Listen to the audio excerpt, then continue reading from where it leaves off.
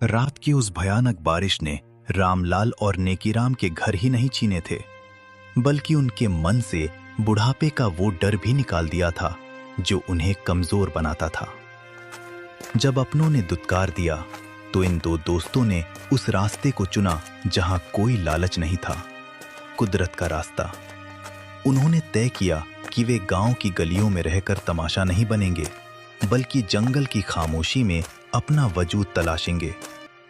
बारिश के बाद की गीली मिट्टी, चारों तरफ अंधेरा और झींगुरों की आवाज। रामलाल और नेकीराम एक बड़े पत्थर के नीचे बैठे हैं। रामलाल भाई, यहाँ तो हाथ को हाथ नहीं सूझ रहा। कहीं कोई तेंदुआ या भालू आ गया तो हम निहत्थे बूढ़े उसका क्या बिगाड़ लेंगे। चलो गांव वापस चलते हैं। किसी की ओसरी में पड़े रहेंगे, कम से कम जंगली जानवरों का डर तो नहीं होगा। नेकीराम, उन 2 पैरों वाले जानवरों से तो ये 4 पैरों वाले जानवर लाख गुना बेहतर हैं। वो कम से कम धोखे से अंगूठा तो नहीं लगवाते। रही बात डर की, तो डर को अपनी लाठी बना लो। कल सुबह होते ही हम यहां अपना ठिकाना बनाएंगे। पर कैसे भाई? न कुदाल है, न कुल्लड़ी, न सर पर छत है। यहां तो घास भी कंटीली है।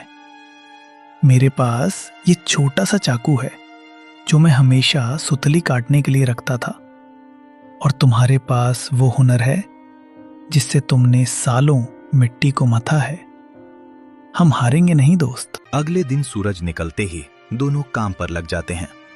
रामलाल सूखी लकड़ियों को इकट्ठा करता है और नेकीराम पत्थर चुनता है। नेकीराम, देखो, वो 4 मजबूत पेड़ एक चौकोर घेरे में हैं। हम इन्हीं को खंबा बनाएंगे। मैं ऊपर बांस और झाड़ियां बांध दूंगा, और तुम नीचे से मिट्टी और पत्थर की दीवार उठाना। नेकीराम भाई, ये मिट्टी बहुत सख्त है, पर पानी मिलते ही नरम हो गई, बिल्कुल हमारी किस्मत की तरह। देखो, मैंने पत्थरों को ऐसे जमाया है कि हवा भी अंदर नहीं झांक पाएगी। कि रामलाल के हाथों में छाले पड़ गए हैं, पर वो लकड़ियों को आपस में लताओं से बांध रहा है। 3 दिन की कड़ी मेहनत के बाद एक छोटी सी मजबूत झोपड़ी खड़ी हो जाती है। पहले दिन वे केवल जंगली बेर और कंदमूल खाकर गुजारा करते हैं।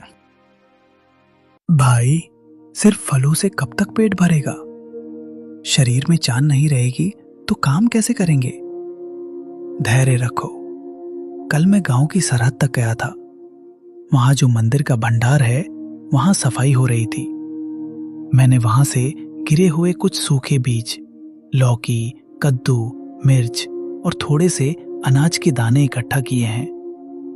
लोग उन्हें कूड़ा समझ रहे थे, पर हमारे लिए ये सोना है। अरे वाह, पर यहां जमीन तो पथरीली है, बीज उगेंगे कैसे? रामलाल एक मजबूत लकड़ी को आगे से नुकीला करके हल जैसा बनाता है। दोनों मिलकर जमीन खोदते हैं। नेकीराम बाल्टी की जगह बड़े पत्तों में पानी लाते हुए। चलो नेकीराम, तुम पत्थर हटाओ, मैं इस लकड़ी से जमीन को ढीला करता हूं। हमें यहाँ क्यारियां बनानी होंगी। पास में ही वो झरना बह रहा है, वहां से पानी लाना होगा। भाई, ये देखो, मैंने मिट्टी को गोबर और सूखी पत्तियों के साथ मिला दिया है। अब ये बीज इसमें चैन से सोएंगे और कल लहलहाएंगे। सूरज, बारिश और उनकी मेहनत। धीरे धीरे छोटी छोटी कोपलें निकलने लगती हैं। रामलाल भाई, देखो देखो, हमारी मेहनत रंग लाई। छोटी सी लौकी बेल पर झूल रही है। सब्जियां तैयार हैं। रामलाल ने लकड़ी की एक टोकरी बनाई है और नेकीराम ने जंगल के बड़े पत्तों को सिलकर सुंदर पत्तल और दोने तैयार किए हैं। नेकीराम, आज हम ये ताजी सब्जियां और ये पत्तल लेकर बाजार जाएंगे। हम इन्हें साफ करके पत्तलों में सजाकर बेचेंगे। लोग प्लास्टिक और गंदी सब्जियों से तंग आ चुके हैं। उन्हें ये शुद्धता पसंद आएगी। हाँ भाई, और जो पैसा